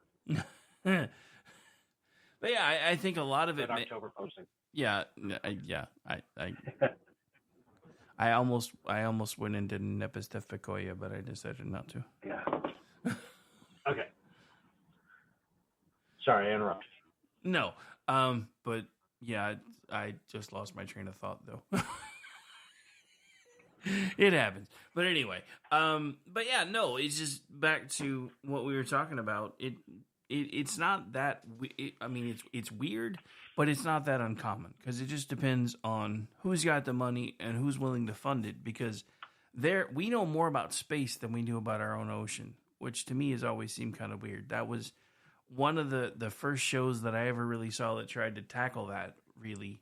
Other than, Jacques Cousteau and everything else on a sci-fi basis anyway, was Sequest. And I absolutely love that show. A lot of people thought it was kind of dry in the beginning. I didn't. I love the fact that we were, at least trying to speculate as to what life would be like when we decided that we were going to, start colonizing the ocean. Yeah. Then it went weird, like most sci-fi shows do. Right. But... to me, that's always fascinated me because I think it was the dolphin that turned everybody off, but it just kind of, and the kid. But at its core, it was a good show. Well, I mean, the dolphin was just, kind of trying to do something different, kind of like with, Spock and then Data and Next Generation. And then, of course, that was also around the same time. So, of course, there had to be a plucky teenage genius because that worked so well for Star Trek. I'm Doogie Howser. Yeah. Challenge accepted. Right, yeah. But in one of the pieces from our article, we did for the show, one of the interesting quotes in this, and this is from a researcher, Konstantin Batyan, who was one of the two researchers at Caltech who have mathematically narrowed down to where it's at. And his quote was, "For the first time in over 150 years, there is solid evidence that our solar system's planetary census is incomplete." Well, that's... You think about that. For 150 years, we figured we knew it all. Yeah. And now we've realized we probably don't. Yeah. But... it's funny that you brought this up because this ties into something else that I was trying to figure out how to segue into that we will probably talk about after the break. And that is the fact that according to the Sumerians, there are more planets in our solar system than we're aware of, which is interesting that he just said that. Well, yeah, that's because Nibiru is referred to as the 12th planet. Yeah. But yeah, sorry, I was trying to get us queued up to go to a break and everything's being stupid. It's our lot in life tonight. It's just how it's going to be. So you know what? We're going to go old school and load a bumper from the files. Is it going to be Imagine Dragons? No, it's not. I thought about it, but no. Yeah, I'm getting good feedback on the 2-hour format too. So again, thank you, Delaney. Although you're not going to really like this one much better either. but it's not Imagine Dragons. I need to actually get some of your stuff cut down now that it's going to be a little harder for you. Not Iggy Pop, it's shit. Actually, I have that one. I guess I could have went with that one, but maybe we'll do that one on the way back in. But we are going to take a break. We are at the bottom of the hour for hour 2, so we've got one more segment coming at you on the other side of the break while we wrap things up and then maybe get into what we've been watching at the very end like we normally do. But hope you guys are enjoying the show, enjoying the new format. For those of you checking us out on the stream, I promise it's not usually quite this chaotic, but I can't promise it's not chaotic at all because it's live radio. It's kind of what we do. Anyway, okay, we're doing it live. So we'll be back on the other side of the break. For those of you hanging out on the streams, you'll hear a little bit of it in the beginning and the end. For those of you on the radio, we got to play it. Don't hate me. Bye, guys. Be right back. Sitting next to you, you think I'd get there sitting next to you. But after all I've said. You are listening to KLRN Radio, where liberty and reason still reign.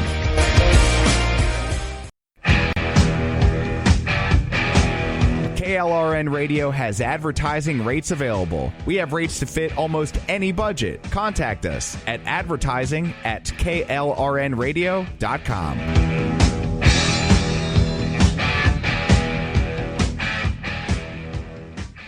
Hi, I'm Mike, founder of DollarShaveClub.com. What is DollarShaveClub.com? Well, for $1 a month, we send high-quality razors right to your door. Yeah, $1. Are the blades any good? No. Our blades are f***ing great. Each razor has stainless steel blades, an aloe vera lubricating strip, and a pivot head. It's so gentle a toddler could use it. And do you like spending $20 a month on brand name razors? 19 go to Roger Federer. I'm good at tennis. And do you think your razor needs a vibrating handle, a flashlight, a back scratcher, and 10 blades? Your handsome-ass grandfather had 1 blade and polio. Looking good, pop-up! Stop paying for shave tech you don't need. And stop forgetting to buy your blades every month. Alejandro and I are going to ship them right to you.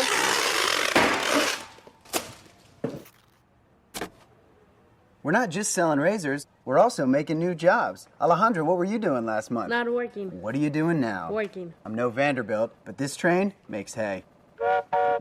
So stop forgetting to buy your blades every month and start deciding where you're going to stack all those dollar bills I'm saving you. We are DollarShaveClub.com, and the party is on. I know karate, I know jiu-jitsu, I drive like a gangster when I'm coming to see you, see you. See you, see you. Hi, everyone. This is JJ, the co-founder of Good Pods. If you haven't heard of it yet, Good Pods is like Goodreads or Instagram, but for podcasts.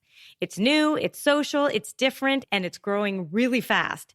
There are more than 2 million podcasts, and we know that it is impossible to figure out what to listen to. On Good Pods, you follow your friends and podcasters to see what they like. That is the #1 way to discover new shows and episodes. You can find Good Pods on the web or download the app. Happy listening. Celebrity designer Jeff Lewis is back with Hollywood House Lift. I'm excited to be working with new clients. I'm not getting rid of that. I hope I never see you both again.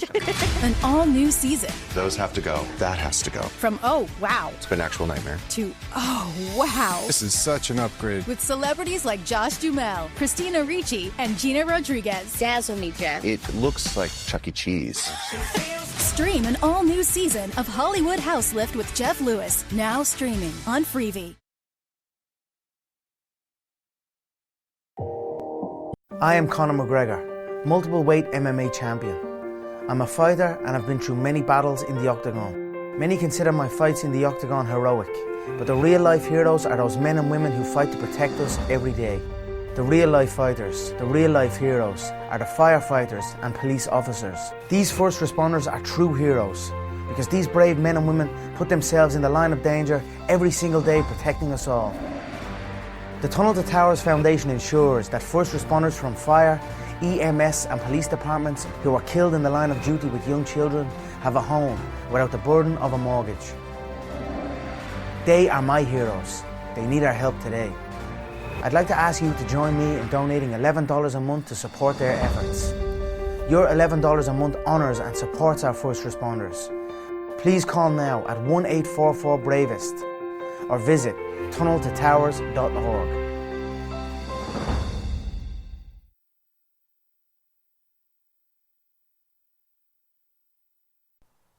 The following program contains coarse language and adult themes. Listener discretion is advised.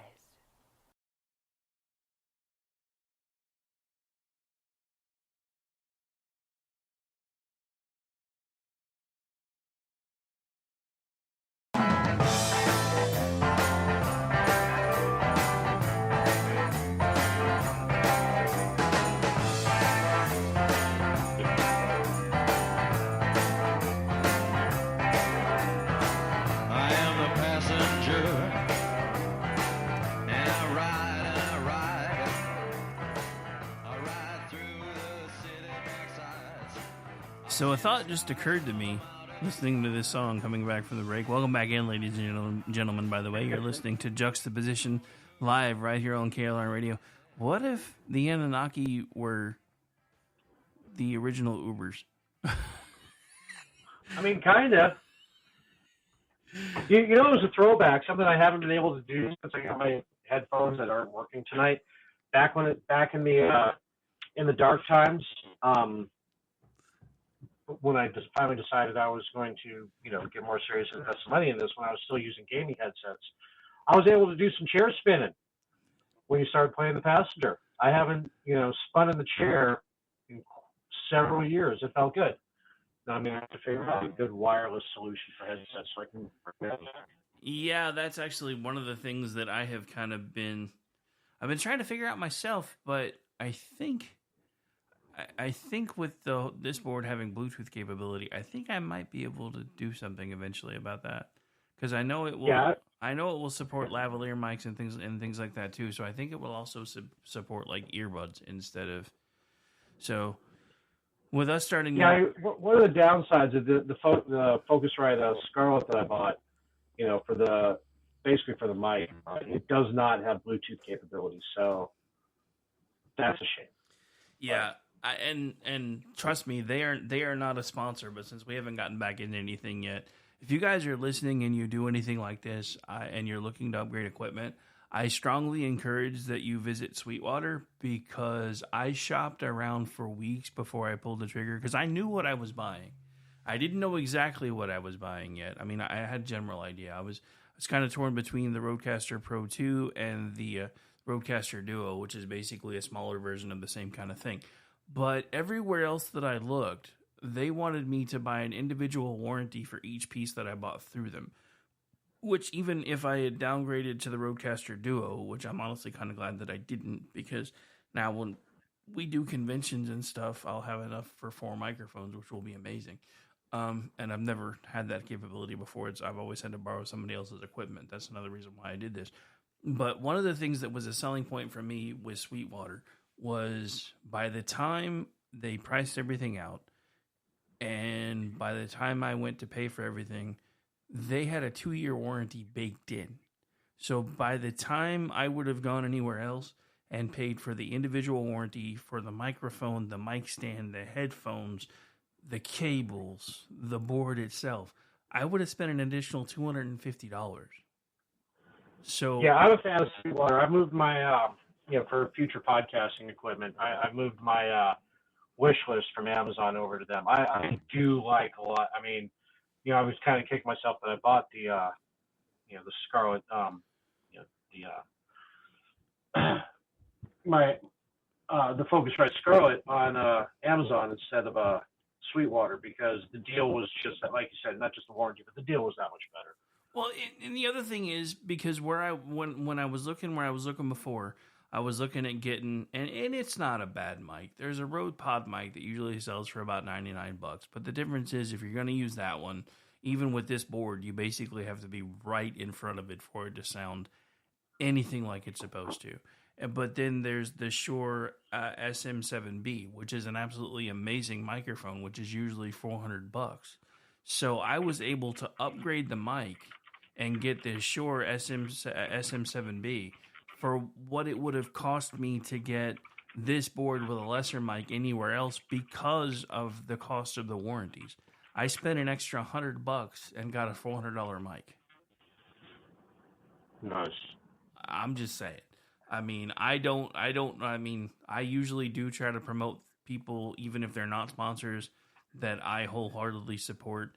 And the other thing that I absolutely loved about Sweetwater is, within like 5 minutes of me placing the order, they were calling me and emailing me wanting to know if I had any other questions, if I thought I was going to need help setting it up, and letting me know that they had a complete white glove service when it came to that, and if I got stuck, to call them. That's the kind of customer service you don't really see anymore. Anyway, so that was a very long Sweetwater commercial, but I promise it was on. Yeah, we got to get them on the sponsor board. But yeah, I've been tagging them a lot lately. I'm hoping eventually they're like, hey. Anyway, so I mean, we are kind of coming towards the end of the topic. We've got about 19 minutes left. We've covered a lot of it. I know. I mean, there's still some meat left on the bone, but like I said, this was kind of just the episode where we were gonna kind of crack the beer, so to speak, get everybody used to the topic, get everybody used to the fact that we're now doing a longer format show, and just kind of have some fun. Even though we've done most of it with the 21st century version of Tin Can and String, because technology hates us. But so, any other hits you want to make on the way out with the notes that you have? Once again, I just wanted to talk again. There's three names, without getting into before. Now, I can't really say before because some of it was concurrent with the Ancient Aliens thing. But the real three names who have been tied to this, and we talked a little bit about Nancy Leader. We talked a little bit more about Zacharias Sitchin, and the one who has absolutely polluted the waters, and he was another regular on Coast to Coast AM, and that's David Icke. And where he's completely polluted the waters on this one. And again, we talk about this often. If you've listened to the show, we'll talk about how a lot of the topics we try to do, the research is painstaking because you have to filter through all of the Hollywood productions of, whether it's Mothman. When we tried to do the Mothman is, part of our cryptid thing. It was all about the movie. You had to go pages to start finding, legitimate myths about the Mothman stuff. And in this one, not only is, your various movies about the Annunaki and Nibiru and stuff like that too. Like I mentioned, Battlefield Earth. You have David Icke out there with the Annunaki were reptilians. Yeah. If everything's a reptilian, nothing's a reptilian, and that is his bread and butter. That is, again, it was interesting back in the day when he would be talking about, Hillary Clinton and Obama and the Bushes and then, but it's like anything, it again revitalizes it in 2017 because nobody's listening to him anymore with the Anunnaki were reptilians. And another one you've got in here is David Mead, who's a Christian numerologist. And he was also, I think he was a regular on George Norrie for a while. But it's just, this horse has been beat to death. Stop trying to add on to it. The legend of the war and all the material is interesting enough without you putting your pet project into it in order to gain relevance.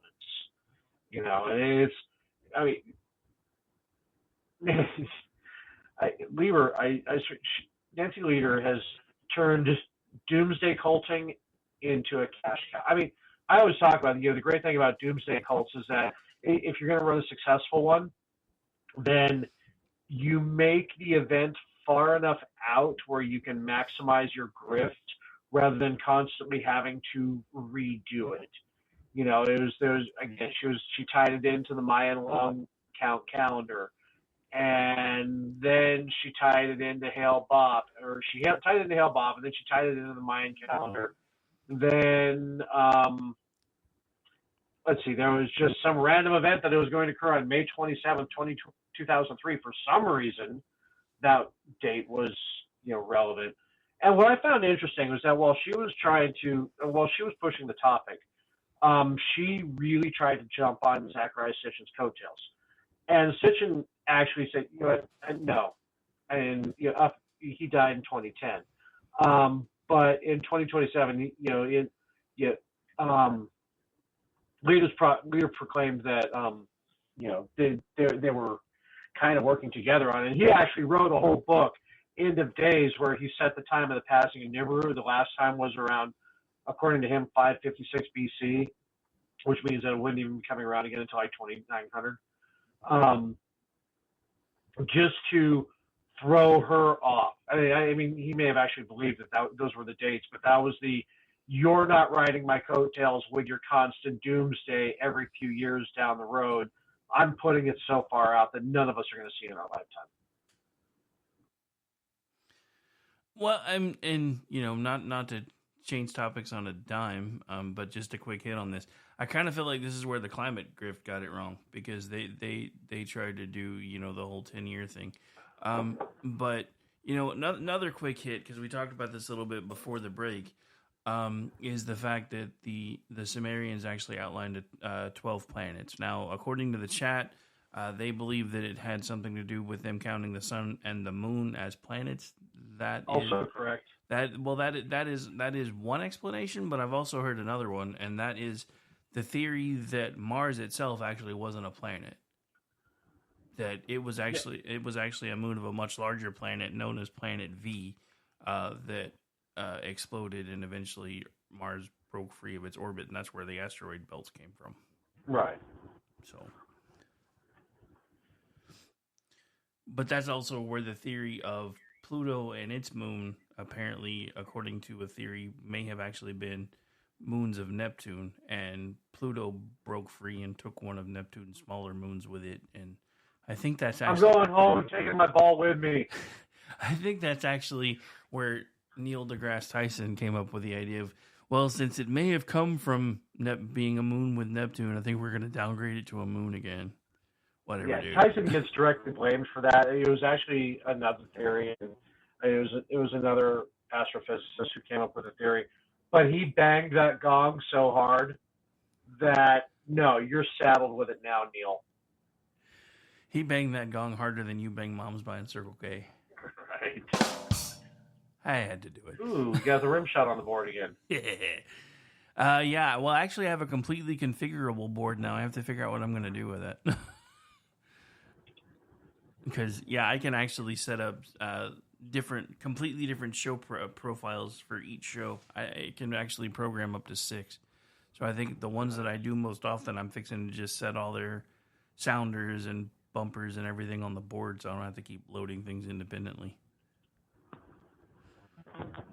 Getting things figured out as I go, though. That's one of the things I do love about this new toy.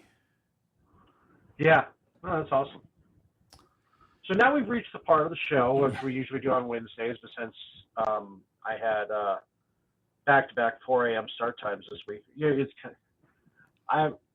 like when I was working harder, I was actually doing more podcasts than I'm doing now, but still, the last few weeks have just been, I had to bounce off of Manorama and us on Wednesday night. So to ask the Wednesday night question on a Saturday, what are you watching? Well, I was watching the Acolyte on Disney Plus, and have already decided I won't be watching that again. I did. We talk about it on Culture Shift often. The Disney method now. It's just do something incredibly stupid, say stupid things, then blame racism and sexism when nobody's watching your show. Well, we did it to piss white people off. Okay, well then I don't need to watch it. Well, why aren't you watching our show, racist? Well, the whole thing about this is it actually is a decent premise, but they screwed it up. It's not a bad premise. The show itself, if not for all their bullshit, might not have been so bad. But they just had to go and completely screw it up. Another one that I have to admit that I've been watching that I'm actually kind of sad it's over now, and I talked about this a little bit with Aggie a week or so ago. Last time she was able to be on because she wasn't on last Friday. Is Discovery, because Discovery wrapped after season 5. I will say that it at least got a better send-off than Enterprise, and it was also pretty surprisingly canceled because nobody really expected it to be canceled, but they did manage to work in a good send-off for it, including, if you haven't watched it yet, an Easter egg tying all the way back to Enterprise, which I thought was pretty cool. But one of the things that occurred to me is I think part of what's making some of these shows suck as hard as they do is the shorter season format, because it's something that we've talked about before. Star Trek The Next Generation, if it was being done the way shows are being done today, would have never seen the light of day past what would have counted as their season 2, because if a season's only 10 episodes long, it took that show almost 50 episodes to find its feet. Right. So, no, I totally, because it's like we were talking about Fallout. Fallout was a great series, short season, and the other problem with it too is that you're not going to see season 2 until like 2026, I think. So that's fallen off of most people's radar. And this used to be the show killer. We used to talk about what used to kill a show by moving from one night to another, but now that anybody can binge whenever they want, yeah, I get it. Nobody wants to commit to 26 episodes anymore. But, very few shows have been able to get the traction. Even Sherlock Holmes on BBC, Yeah. With Benedict Cumberbatch or whatever. Cumberbatch. That was, they were only, 6 episodes? Yeah. But they were designed to be that. They weren't, it's because each season where they came back, it was like, oh, are we going to do another season? Should we do another season? Are we just going to leave that in the can and call it wasn't like Torchwood or Doctor Who or Star Trek or anything else where it's like, okay, so we're going to run this show as long as we can make money off of it. So, I mean, I kind of blame maybe that Sherlock Holmes that may have opened the door to, hey, popular series can do this. But when you have a show like Sherlock Holmes or most of your crime procedurals or whatever, ramping up production for another season doesn't take long. And that's why, I made the comment earlier, sci-fi costs money. What kills most sci-fi shows is it's too expensive to make, or it was prior to, now with, Babylon 5 was, I mean, while they had fantastic sets, a lot of their space stuff was pretty cheap, and it showed. But the show still holds, not as much as, say, Deep Space Nine, which was contemporary, because the special effects look just as good today as it did 30 years ago. But yeah, I think that's, if you're going to invest in a sci-fi show, you have to give the fans more than what you're going to give them. Well, you have to spend the money. You have to take that risk. Well, and the other thing is, and this is something that just pisses me off to no end, is we've got, and I know it's been part of Hollywood for the longest time, but they go through this thing and they put this pilot together, and then they don't know what they're going to do with it if the pilot takes off. I am a firm believer, and this is just me, and this is, after doing live radio for as long as I've done it and all the other things, I'm a firm believer that if you are going to ask people to invest their time and energy into something that you're trying to sell, that you should be pitching an entire arc of shows. Not just here's the pilot, but here's the pilot, and this is what we're going to do after it. And if you're going to pick this up, then I want it contractually stated that this show will run until we have done this entire arc. And then if you guys want to come back and keep going, if it's done well enough, then we can talk about that. And that's kind of what Kripke did a lot. He would not just pitch a pilot. He would pitch like an entire, this is the arc that we're going to use. Right. And you're either going to run the entire thing or you're not. And that's what made Supernatural as successful as it was, because for the longest time it had a show Bible. They knew where they were going from season to season, and you can see when the Bible ended, and they were just like, "Oh, we're not letting go of this cash cow," because then everything just kind of went, "What the hell did you just do?" Well, I mentioned before Babylon 5. That was another thing with Babylon 5 too. Is Straczynski wrote that as 4-season arc. That was it. Yeah. And then the 5th season, which we always, it's not real. About, but we're deadly fucking serious. The 5th season doesn't exist, and neither do the movies. So, okay, one of the movies was good. But, the first movie was technically the pilot, so you kind of right. Okay, but not that one. No, not the one that had was it Christine Yamaguchi instead of Claudia Christian? Yeah.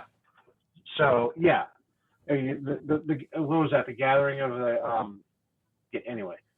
Yeah, so that was good, and then there was another one too that went back before Marcus was killed, and so yeah. I don't think I'm gonna see if I have to see if I can find that one. I don't think I've seen that one, but because I remember the pilot movie, and I remember seasons 1 through 4, and I never heard that there wasn't really supposed to be a season 5, but I kind of suspected, because the very last episode of season 4 was the perfect way to end the show. That would have been an excellent series finale. It casts out 10,000 years into the future. Yes, with all the ramifications of the Shadow War, good and bad, and yeah, that was a fantastic series. That was the Bob Newhart waking up in bed from the Newhart, and it was all a dream thing. That was that level of good. And then they were like, "Oh, we can still make money off of this," and that's another thing that honestly really kind of pisses me off. If somebody pitches you a show, especially if they take the time to pitch you a show that has an arc and they have a vision for that show, once you buy it, just run the show. And then if you want to come back to them and say, hey, we want to keep running it, if they say no, then just let it end. Because it's sometimes it's like Supernatural. Supernatural was an amazing show. Once the Bible arc ended, though, it was like they started all over, and it took them another 3 or 4 seasons to kind of find their feet again. Then they got decent again for a while, and then it died. But it's had such a a cult classic following that now they're talking about bringing it back. But I think that's really because Jensen Ackles hasn't really been able to find anything to do since it died. I mean, you know, his when you got a 22 season show, 2 years that you're on. Yeah, it was about 22. Yeah, you're pretty much, you are locked in as typecast with that. Well, you no longer have an identity. You are your character. You might as well just start hunting fucking demons. Well, I mean, his co-star tried. I mean, because as that one was ending, and they had already taped the finale and everything, Jensen Ackles tried to do the reboot of Walker, and of course they completely fucked that show up. Because it was nothing like the original. I mean, he was like completely emasculated half the time. The female lead character was the one doing all the heavy lifting, and I'm just like, she's the bestest ever. I'm like, look, dude, I get it. You're trying to make things, you know, but this is you know, getting into this, and I know this is usually you and Brad's bailiwick, but this is something that I think they may finally start being able to see, other than Disney. Is, you know, even women don't want these shows with these heavily, you know, female empowerment bullshit. I mean, that's like the most recent Mad Max movie, Furiosa. Nobody went to watch it. Not even women went to watch it because it was a thing. Because they don't want it. I mean, but that's. Did you want this? Did anybody ask for this? Dude, I think one of the first ever tweets that I saw from you was because it was right around the time that you and Fu were starting to hook up about you coming on the Fu Bar and stuff, because I think that was about when you got put on my radar all those years ago. Was one of those, was like it was about a reboot or something, and you're like, did we want this? Did anybody ask for this? I was like, okay, I kind of like this guy. Right. But anyway, so believe it or not, my dude, that's 2 hours. You know, you haven't asked me what I'm watching. I know. Not all about you, Rick. I know, but I was just letting you know we've actually already hit the 2 hour mark. Yeah, Mister, I don't think we have enough material. No, you know, every time I say that, we still have material left over. So, but anyway, that's kind of like that's break a leg for the show. Every time I say we don't have enough material, and when we do have enough material, we get through it so fast. We're just sitting here like twiddling our thumbs for the last 10 minutes. It's like, how the hell did we get through 14 pages of material that fast? I don't know. Right. But anyway, so what are you watching? I was just letting you know we actually crossed the threshold, sir. Well, you know, what's funny is that it was part of the conversation on Twitter the other day when I was absolutely gobsmacked that Vincent Charles hasn't seen Warehouse 13. It's been a couple of years, so I fired it up again and I'm watching it. One of the things that occurred to me, I'm in season 2, is like I remember the episode where Erica Sarah and Nal Mather, who were a couple on Eureka, that was Joe and Donovan. I remember that they were also, you know, I don't think they were a real couple, but they also played a couple on Warehouse 13 long before, but not as those characters. They were just, you know, random characters. Well, Bluey, I totally forgot about it. I was watching an episode last night, and you had Kaylee and Simon Tam were a couple in an episode. Obviously not as their characters. He was just this meek, mild-mannered, you know, guy who was in love with the chick who owned the coffee shop, but you know, he found some artifact where he was out fighting crime like the super badass. So, you know, it was kind of like because she was doing this neighborhood watch thing, so he was doing it to impress her. They were kind of a couple, but he was, you know, kind of low key, and so it blew me away. It was like, wow, okay, so there's, you know, Kaylee and Simon together outside of the Firefly universe, which I thought was interesting. So yeah, I'm watching Warehouse 13 again. It's just such a good show. You know, it's just such a fun. You got your overall seasonal arcs, but it's still episodic. It's kind of like how DS9 was before the last 2 seasons when they went balls deep into the Dominion War. Yeah. You know, where it's like everything was related to the Dominion War, but it wasn't the focus of every episode. And that's kind of how, I mean, I know you like you like nearly pure episodic, maybe with an occasional season arc. I like a little bit more of a long story, and that's why Warehouse 13 and Eureka, they just kind of, I love both those shows for that. The other thing with Warehouse 13 too is the constant rotation of the big bad, but every big bad was brought on by the actions of the previous big bad. So there was a continuity on the overall arc as well, like how Daredevil did, with all of the mini bosses were just working for the big boss. So, well, it's not necessarily that I don't. It's not that I mind the continuity. I hate when they make the continuity obvious. Like with when you can't miss an episode. Yeah, with Warehouse 13, there's this continuity, but if you missed an episode, it didn't necessarily throw you off. One of the things that drove me crazy about Enterprise back in the day, because it was about the same. I mean, that was, DVR was really just becoming prominent, etc. Was that if there were seasons where if you missed an episode, you were lost, and I hated that. I don't mind it now. I've actually gone back and rewatched Enterprise, and again, I don't know if it's because just the first season of Discovery sucked that bad or what, but I've gone back and rewatched Enterprise, and I actually enjoy it now. I've rewatched it now 2 or 3 different times, and there are things that I've been able to get past. Like one of the things that really pissed me off about that show in the beginning was this was the time frame, because according to the original timeline, that the entire Romulan war was fought by subspace radio. That's why they never knew what they looked like. That was their explanation, because they didn't have view screens, etc. Now, Enterprise did later manage to kind of explain that away, because even though we could see the Romulans on screen in the few episodes that they were in, they never actually got to see them. But it still threw a wrench in the whole thing of the original episode, where we got to see that the Vulcans and the Romulans were cousins, and oddly enough, the Romulan commander was played by Mark Leonard, who actually is also playing Spock's father. But that was the whole point of it, is, well, how did we not know that they looked like them? Because we never saw their faces, because the entire Romulan war was fought at a time when we didn't have view screens. And then Enterprise kind of took that and said, just kidding.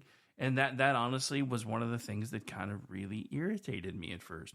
But to me, that's kind of fandom taking things too far. And I think I've kind of come off of that a little bit, because I've had to go back and remember that, the entire point of Star Trek really was the continuity that got built along the way. Because there were issues with the original series to where episodes were shot in a certain sequence but released out of sequence because production was finished faster and they needed to get something out. And I mean, then there's the fact that, the entire episode where Kirk was split in two only happened because they hadn't built the shuttlecraft yet for the set. So they couldn't send a shuttlecraft down to rescue people, etc.